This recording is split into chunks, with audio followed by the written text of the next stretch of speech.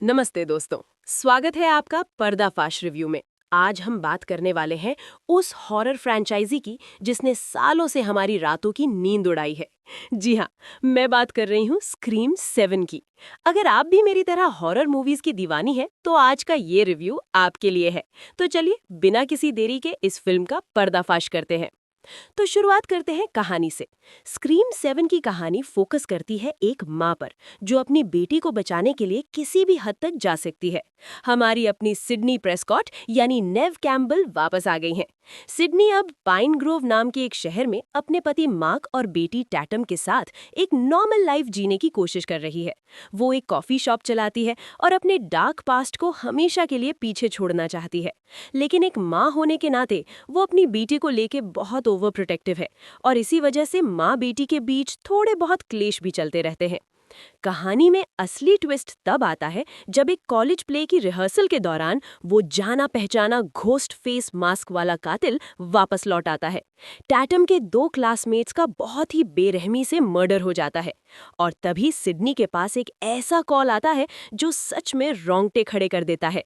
Video call पर जो शख्स दिखता है वो कोई और नहीं बल्कि स्टू मार्चर की तरह लगता है। वही इंसान जिसने 30 साल पहले सिडनी को मारने की कोशिश की थी और जिसे सब मरा हुआ समझ रहे थे। इंटरनेट पर भी ये कॉन्स्पिरेसी थ्योरीज उड़ने लगती है कि स्टू कभी मरा ही नहीं था। अपने परिवार को बचाने के लिए सिडनी और उसका परिवार शहर छोड़ने का फैसला करते हैं। लेकिन उन्हें क्या पता था कि घोस्ट फेस उनके अपने घर के एटिक में ही छुपा बैठा है। इसके बाद एंट्री होती है हमारी फेवरेट गेल वेदर्स यानी कॉटनी कॉक्स की और बाकी गैंग की।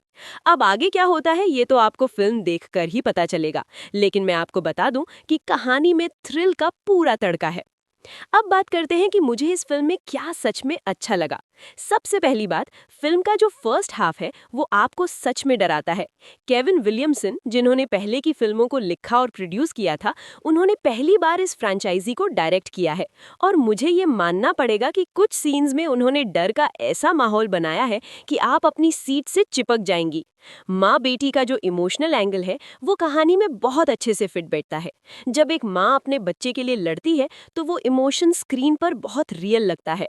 फिल्म की शुरुआत एक बहुत ही खौफनाक नोट पर होती है और कॉलेज में जो ट्विन मर्डर्स होते हैं वो सच में आपको दहला देंगे।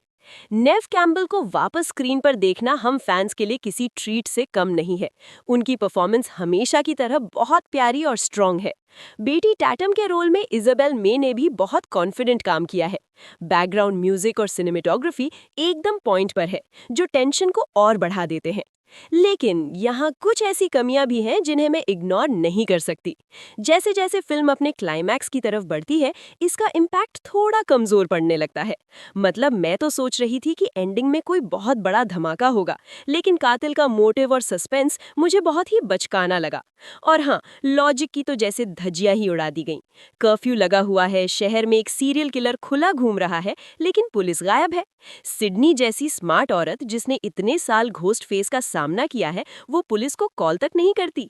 एक दुकान में अलार्म बजता है, फिर भी कोई पुलिस वाला वहां नहीं आता। ये सब देखकर मुझे लगा कि यार थोड़ा तो लॉजिक लगा लेते। अब आता है मेरा यानी पर्दाफाश का अपना ओपिनियन। देखिए, अगर आप स्क्रीम फ्रैंचाइजी की कट्टर फैन है और आपको वो नॉस्टैल्जिया फील करना है तो ये फिल्म आपको एक बार जरूर देखनी चाहिए। इसमें डर है, सस्पेंस है और वो पुरानी वाली वाइब है। लेकिन अगर आप एक ऐसी हॉरर फिल्म ढूंढ रही हैं जिसका सस्पेंस आपके होश उड़ा दे तो शायद आप थोड़ी निराश होंगी। क्लाइमैक्स और लॉजिकल लूप होल्स इस फिल्म को एक मास्टरपीस बनने से रोक देते हैं। इंडिया में वैसे भी इस हॉरर फ्रैंचाइजी की बहुत बड़ी ऑडियंस नहीं है, तो मुझे नहीं लगता कि ये बॉक्स ऑफिस पर कोई बड़ा कमाल कर पाएगी। तो दोस्तों, ये था स्क्रीम 7 पर मेरा पूरा डिटेल्ड ब्रेकडाउन। अगर आपको मेरा ये रिव्यू और मेरा अंदाज पसंद आया हो तो प्लीज पर्दाफाश रिव्यू को सब्सक्राइब जरूर करें और बेल आइकन दबाना बिल्कुल मत भूलना ताकि मेरी कोई भी वीडियो आपसे मिस ना हो। और हाँ, जाते जाते मेरा आपसे एक सवाल है। अगर आपको अचानक पता चले कि घोस्ट फेस आपके शहर में आ गया है तो आपका पहला रिएक्शन क्या होगा? आप कहीं छुपेंगी या उससे आमने सामने लड़ेंगी?